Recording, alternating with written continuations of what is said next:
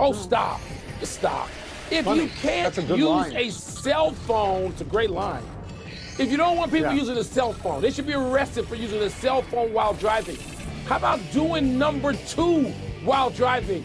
And I don't mean Jeter number 2. I mean the original number 2. You don't mean the captain. You don't mean the captain. Don't mean the Welcome captain. to PTI, boys and girls. In today's episode, LeBron molds his future. We remember Oscar Schmidt, and Mason Miller strikes out every batter he faces again. But we begin today with the 2 final play-in games to see who fills out the bracket in the actual NBA playoffs. We have Charlotte at Orlando in the East, Golden State at Phoenix in the West. Phoenix and Orlando had better regular season records than their opponents, and they are at home tonight. Wilbon, who should win these games? Tony, if we look at the beginning of the season and the first third of it, when Orlando was supposed to be a team on the come with an overall number 1 pick, and Franz Wagner and a really good coach and good staff, and the betting line.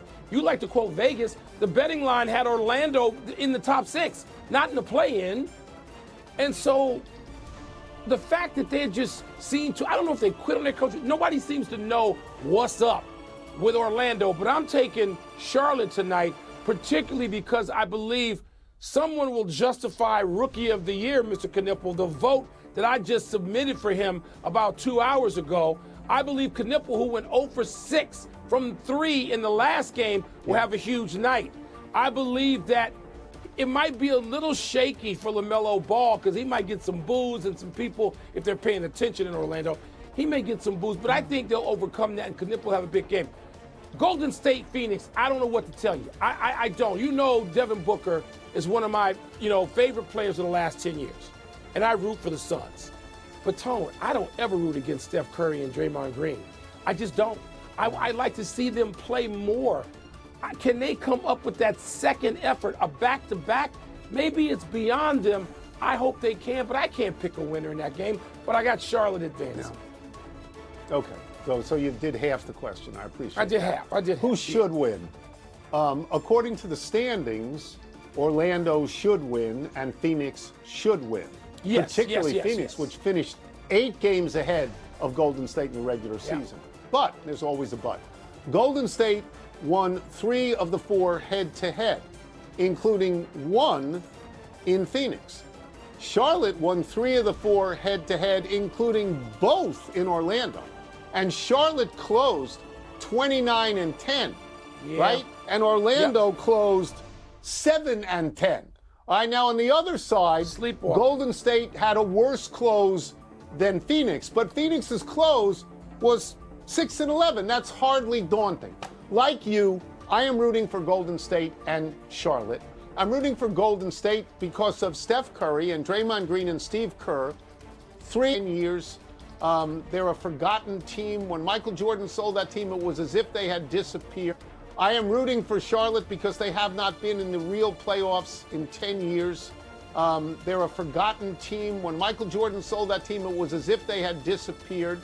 So I'm rooting for them. I do think, Mike, that it's going to hinge on LaMelo Ball and his reaction to the after-the-fact flagrant 2. Will it affect the way he plays? Will he be so cautious that he's not who he normally is on the court? Or will he say, I'm going to go out and play harder than you have ever seen because I am beyond reproach? In either case, I think it's going to hinge on him. But we are both looking for the same teams. We agree. It hinges on that. But Knipple's got to shoot it tonight, and I think he will. I think he responds with a big. Well, he got benched in the last game. He got benched. He did. You got to respond differently than that. Backcourt. Yeah. Let's stay with the start of the NBA playoffs, which could herald the end of LeBron James's career. The Athletic reports that retirement is a very real option for LeBron this summer, even as the Lakers' success when healthy in March intrigued him. Sources say he doesn't care about a farewell tour. The impending free agent could also just change teams. The Lakers are first-round underdogs against Houston, Tone. Do you expect this to be LeBron's final playoff series? Yeah, this is that season that we're in now with the end of the NBA and the end of the NHL before the playoffs, where these stories come up. We just talked about will Alexander Ovechkin retire, and he said he didn't really want to retire. I'm trying to figure out, I'm sure these sources are great, I'm trying to figure out why on earth LeBron James would retire. He is still a great basketball player. In fact, his basketball metrics are probably better than Ovechkin's hockey metrics at the moment. And he is a free agent. He can go where he wants and do what he wants. He's going to have to take a lot less money to go where he wants, but he's got money. And he's got the ability to do this. I don't get this story in this sense.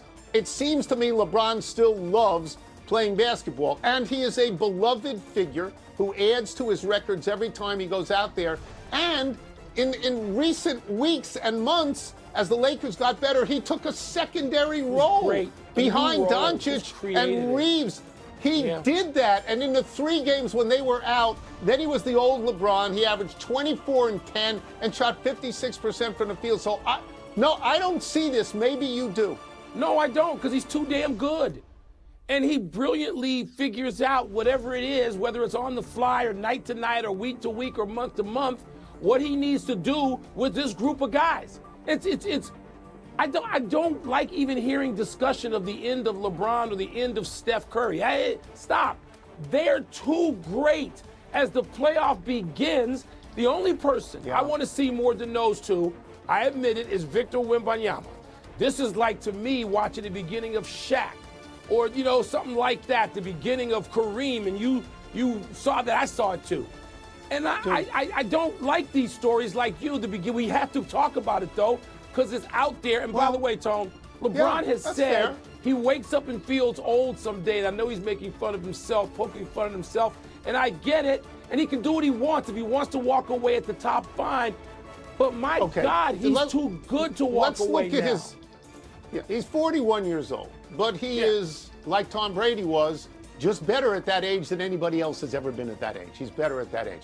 Now, if his health problems, if the sciatica there's remission on the sciatica and it doesn't bother him again, then why should he play? Now, if the Lakers were to win a championship, sure, you walk like Elway. Of course you do. But they're not going to win the championship. So absent that, where is the urgency for him to retire? I don't get that. We move now to the passing of Hall of Fame Brazilian basketball star Oscar Schmidt at the age of 68.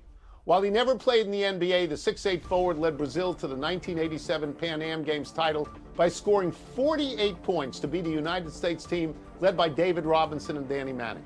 He also appeared in 5 separate Olympics for his home country, averaging just over 42 a game in Seoul in 1988, and also leading the competition in scoring in 1992 and 1996.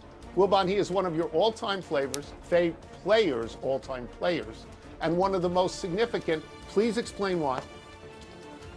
Tony, he's one of the seminal figures in basketball history. His upset, and you mentioned the 48-point game in Indianapolis, 1987 in the Pan Am Games. I was there. You and I then went to the 88 Olympic Games where the United States lost there to the old Soviet Union, and we know that precipitated, that was direct line, straight line to college kids get out, pros, dream team, come on in. But the 87 game, team coached by Denny Crum, you mentioned Danny Manning and David Robinson. My God, those guys are overall #1 picks. Purvis Ellison, that's overall #1 picks. Oscar Schmidt took them down at a time with a 3-point shot. No one shot from a logo. Steph Curry was like 4 years old if he was born. Oscar Schmidt did it. He's 6'8". The Nets had drafted him, and Oscar Schmidt said, rather than live in New Jersey, I'm going to stay on the beaches of Brazil and do what I do here. And he did it more brilliantly than anyone had seen at that time. And he led this upset in Indianapolis in the old Marcus